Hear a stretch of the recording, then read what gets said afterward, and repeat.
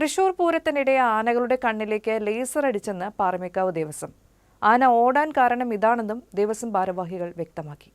അത് ഈ ലേസർ വിൽപ്പന നിരോധിക്കണം. പിന്നെ ആരും ഉപയോഗിക്കുന്നുണ്ടായാലും അവരുടെ പേരിൽ കർശന നടപടികൾ ജില്ലാ ഭരണകൂടം എടുക്കണം.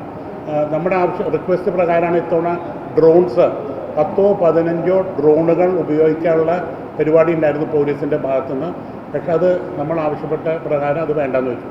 അപ്പോൾ അടുത്ത പ്രാവശ്യം തീർച്ചയായിട്ടും ചെയ്യേണ്ടത് ഇവിടെയൊന്നും മാത്രമല്ല, എവിടെയൊക്കെ രാത്രി ആന എഴുന്നള്ളിപ്പുണ്ടോ അവിടെ ലേസറുകൾ നിരോധിക്കുകയും വേണം. അത് ആരെങ്കിലും ഉപയോഗിക്കേണ്ടത് അത് ദുരുദ്ദേശപരമായിട്ടുള്ള കാര്യങ്ങളാണ്. അതിനെ അപ്പം തന്നെ പിടിച്ച് തുറന്നു. പൂരപ്പറമ്പിൽ ലേസറുകൾ നിരോധിക്കണമെന്നും പാറമേക്കാവ് ദേവസ്വം ഭാരവാഹികൾ ആവശ്യപ്പെട്ടു. എഴുന്നള്ളിപ്പിൽ ആനകളെ ഉപയോഗിക്കുന്നതിന് എതിരെ നിൽക്കുന്ന സംഘടനകളുടെ പങ്ക് അന്വേഷിക്കണം. ലേസർ ഉപയോഗിച്ചവരുടെ റീലുകൾ നവമാധ്യമങ്ങളിലുണ്ട്. ഇത്തരം റീലുകൾ സഹിതം പരാതി നൽകുമെന്നും ഭാരവാഹികൾ വ്യക്തമാക്കി.